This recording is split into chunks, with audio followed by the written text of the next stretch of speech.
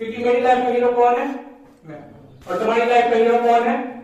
तो कॉन्फिडेंस किस में आना चाहिए? हम में। ठीक है, उसके बाद कॉन्फिडेंस होना चाहिए, स्ट्रेटेजी, कॉन्फिडेंस, उसके बाद उस टारगेट को अचीव करने के लिए लगन होनी चाहिए। ठीक है, उसके बाद वो टारगेट अचीव होगा। तो आप ऐसा कौन कौन लोग अपना आज ही अपना गोल डिसाइड करेंगे? लक्ष्य, अपना लक्ष्य कौन कौन लोग डिसाइड करें? अभी भी संकोच, कुछ बनना नहीं है सक्सेसफुल, किसी को नहीं होना है। तो पहले नंबर अपना टारगेट डिसाइड करो कि हमें करना क्या है ना। यदि आप लोग में से कोई सोच रहा है कि यार मैं तो कर नहीं सकता है ना, मेरे पास ये कमी है वो कमी है, तो ऐसा नहीं है।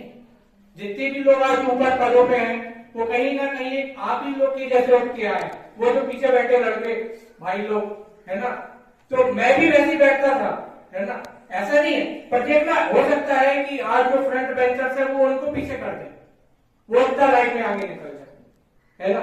मैं किसी को ये नहीं कह रहा कि आप छोटे बड़े, आप सब में सामान्यता, सामान्य क्षमता। ठीक है, तो जैसे कि मैथमेटिक्स वाली बेटा आप करना क्या चाहते हो?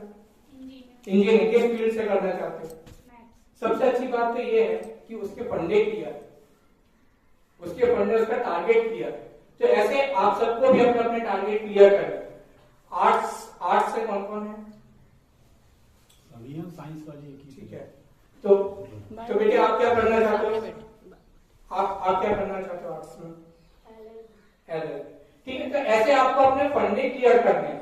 ठीक है, तो जैसे आर्ट्स में बहुत सारी फील्ड्स होती हैं, LLB कर सकते हो, फोटोग्राफी कर सकते हो, जर्नलिज्म कर सकते हो, आप राइटर बन सकते हो, आप फिल्मोग्राफी कर सकते हो।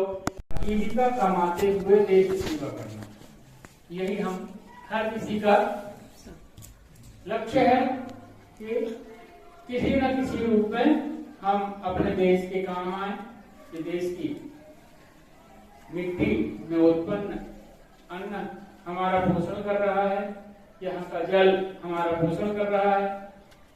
तो हमारा फर्ज है कि हम इस मिट्टी के लिए कुछ करें, परंतु उस मिट्टी के लिए कुछ करने के लिए हमें ससम्मान समाज में जीवित रहना भी जरूरी है। इसलिए अच्छी आजीविका आज सबसे ज्यादा जरूरी हो गई है। हमारे पूर्वज या उतने पीछे ना जाएं, हमारे अभिभावक, हमारे दादा परदादा जिस जीवन शैली को उन्होंने, हम सभी यहाँ एकत्रित हुए हैं कि अपना कैरियर चुनाव कैसे करें। कि जो भी हम अपने अनुभव में, सभी सर लोगों ने अपना अपना अनुभव बताया, बहुत अच्छा लगा और बहुत ही अच्छा है कि जैसे कि शुरुआत में सर ने कहा कि हमें हमेशा आत्मविश्वास से भरे हुए रहना चाहिए, लगातार मेहनत, अनुशासन, और इसके साथ साथ आप एक वर्ड और उसमें जोड़ के रखें कि जुनून।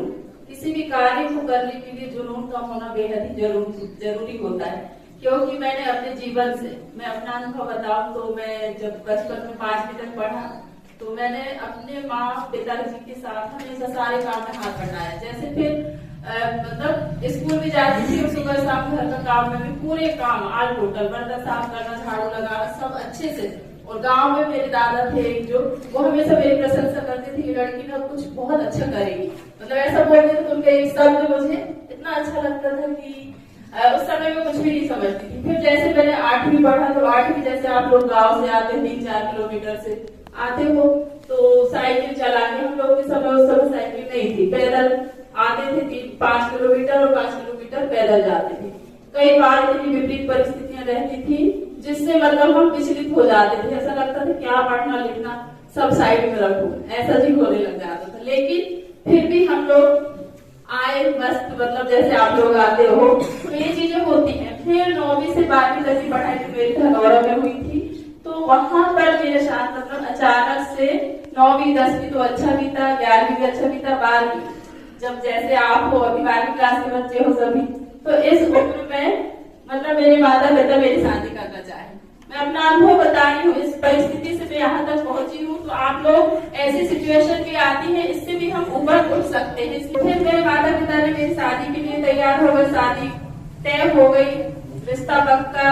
तो अब मुझे बहुत टेंशन होने लगी, मैं बहुत रोती थी कि अरे यार इतनी जल्दी शादी होने लगी, परीक्षा का समय है।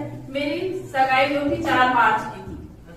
अब आप सोच सकते हैं कि जब उस समय परीक्षा का समय रहता है, लेकिन ऐसा इत्तेफाक अचानक से एक ऐसी घटना हो गई जिसके कारण आंसू टपक रहे हैं। मतलब अपने आप को मोटिवेट भी कर रहे हैं कि चलो ठीक है, यही मंजूर रहा होगा, स्वीकार भी कर रहे हैं उस चीज को, है ना।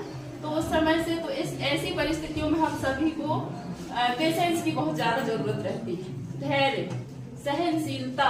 मेरी शादी हो गई, फिर उस समय और ऐसा लगा कि अब तो सब हो गया, शादी हो गई तो क्या बचा, कुछ भी नहीं। लेकिन मेरे पति ने रोक दिया, एक कदम आगे ही रहते थे, मुझे पता ही नहीं चलता था। एग्जाम फॉर्म भर दिए जाते थे, परीक्षा देने के लिए चलो जाओ पढ़ो, मेरा बिल्कुल मन नहीं होता था, क्योंकि अब मैं घर गृहस्थी में लग गई थी।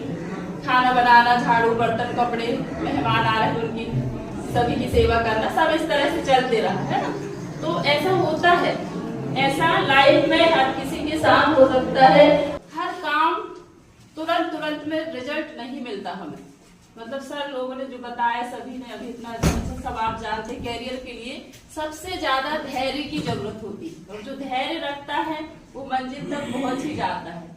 लेकिन तो आगे बढ़ने की जरूरत, मतलब सोच है कि मुझे आगे कुछ करना है, कुछ बनना है, कुछ पाना है, ऐसा अगर अंदर से जुनून है, दिल से ऐसी आवाज, और मेरे अंदर ऐसी बचपन से ही थी। मैं सब टीचर लोगों को देखती थी क्लास में आती हूँ, तो मुझे लगता था कि मैं एक दिन मैं भी ऐसा ही टीचर बनूं। तो आप लोग समझ सकते हैं कि विपरीत परिस्थिति में भी हम अपने आप को कैसे स्थिर रखें, डगमगाए ना एकदम, चाहे जैसी भी परिस्थिति हो, लेकिन उससे हमें हमेशा कुछ ना कुछ सीखने को मिलता है। और हर परिस्थितियां हमें सिखाने के लिए आती हैं, हमें मजबूत बनाने के लिए आती हैं, और हम अपना आत्मविश्वास हमेशा बनाए रखें कि हम तो कुछ कर सकते हैं, कुछ बन सकते हैं। अगर ऐसा आपके अंदर है तो आप जरूर, जैसे कि मैंने शुरुआत से लेकर बहुत संघर्ष किया है, तब जाके यहाँ पहुंचा है। शादी हो गई 2001 में, और जॉब कब लग रही है 2022 में। तो आप समझ सकते हो कि ये इतना लंबा, इतने